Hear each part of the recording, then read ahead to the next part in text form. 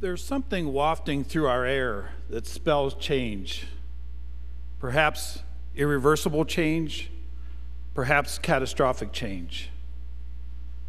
Climate change for me has been a deeply personal matter, and I want to share some of the things that have happened to me personally as it relates to this issue. I have spent the greater part of my life trying to protect the places that I care about. As a youngster, my brother George and I had this special place called Fox Ridge, and one day a survey crew showed up and were ponding stakes in the ground and laying out what was to be a housing development. And by night, George and I went out and pulled the stakes out and ditched them into the woods. And this went on for several weeks until, sadly, it was during a very dry period, and the landscape caught on fire and burnt the woods down that we grew up with. And that changed something in me forever. That place that I loved, that Fox Ridge and Gertie's Run, lost forever. It exists today only in my mind's eye. But I remember the boldness of my brother George as we ran from stake to stake. And that boldness means something to me today. Later, I went to Harrisburg, Pennsylvania, and worked on the mining laws, and I was moved by the story tonight about the mountaintop removal because we outlawed that in Pennsylvania while I was with the General Assembly. But one of the people that I met there was Dr. Maurice Goddard, and Goddard was passionate in the 70s about how we needed to quit using coal and move to new energy sources because he feared global warming. Goddard was a mentor to me, and his message was very clear. Some years later, another person spoke to me in words that still ring in my ears. And those words were from my daughter. We were out in the Kalmiopsis wilderness area where there had been a forest fire. And the administration at that time was looking to do some timbering. Bill, you remember this. And so I took my kids into this place because I wanted them to see what a wilderness felt like, what it looked like. And we had this wonderful experience and brought back pine cones and all sorts of fun things from the woods. We got in the car and we were driving along, and nearby there was a clear cut. And I got out to photograph that clear cut because the sun was setting and the stumps were standing out in the vivid setting sun. And my youngest daughter, after I was done photographing, my youngest daughter, Lauren, looked up at me. She had been out watching me photograph, and she said, "Dad," and of course at that time I was working with the National Wildlife Federation in the conservation programs, and she said, "Dad, why are you letting them do this?" And of course she was only 9 years old, so I stammered around trying to find the words to help her understand that Daddy couldn't control this. But the words were empty. They were hollow. We got back in the car and we drove the rest of the way to our hotel that night, me wondering how I could ever address that question. Why did I let this happen? People have been really important to my life experience. My father-in-law on his 90th birthday took me down to a pond. It was in January, and he said, I have something to do here today, and I need your help. I'm getting old. And he had an auger and a measuring stick, and he drilled a hole in the ice in this pond. And he put his stick into the water, and he measured, he had a little hook on the end of it, and he measured the depth of the ice, less than 6 inches. And he said, "You know, when I was a boy, my grandfather used to cut ice on this pond, and he never cut ice until it was 18 inches. And he said, I've been measuring ice ever since as a tradition because we've quit selling ice.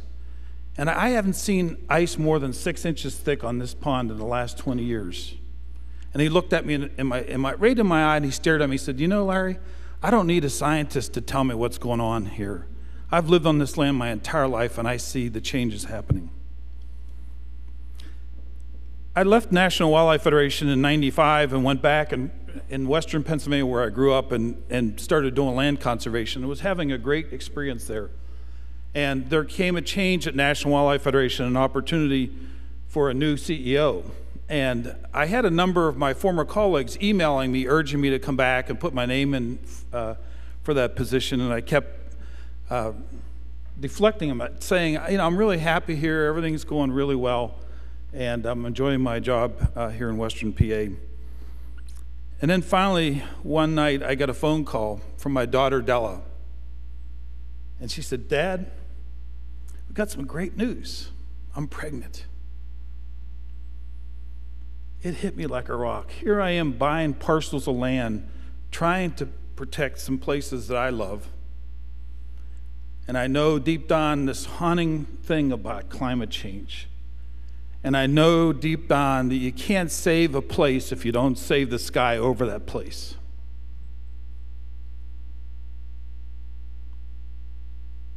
My friend Tom Doherty called me up and he said, Larry, we want you to come put your name in this for this position. And I said, well, Tom, let me give it some thought. And of course, by that time, this thing was really eating at me. And my mother was on her deathbed, and I went to talk to her, and I said, Mom, you know, there was a lot of pressure for me to try to do this job in Washington, and you know why I'd go back if I did. I said, so I won't be here for these last months of your life. Because I knew she was dying, and she knew she was dying.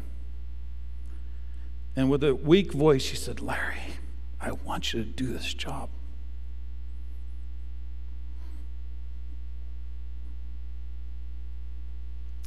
I drove down to Washington the next day, and I went into the interview, and the search committee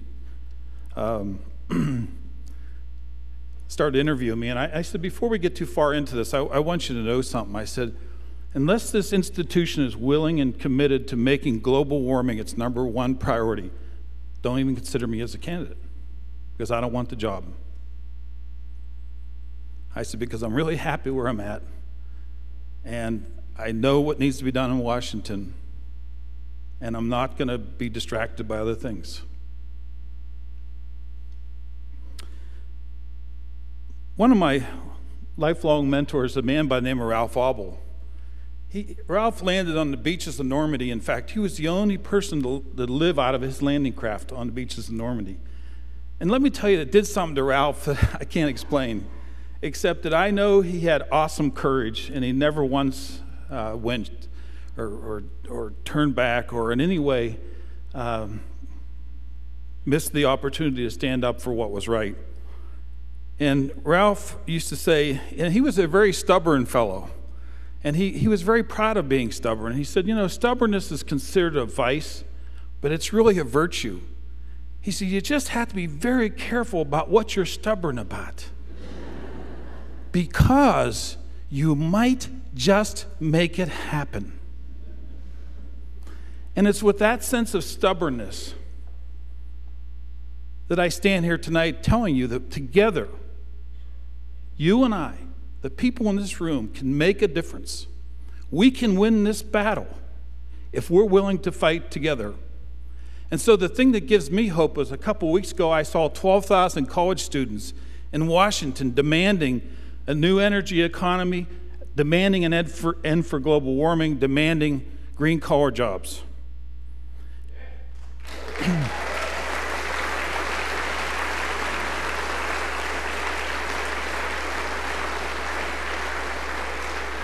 I'm inspired by my colleagues, and we have Bill Meadows from the Wilderness Society here as one who can bear witness to this.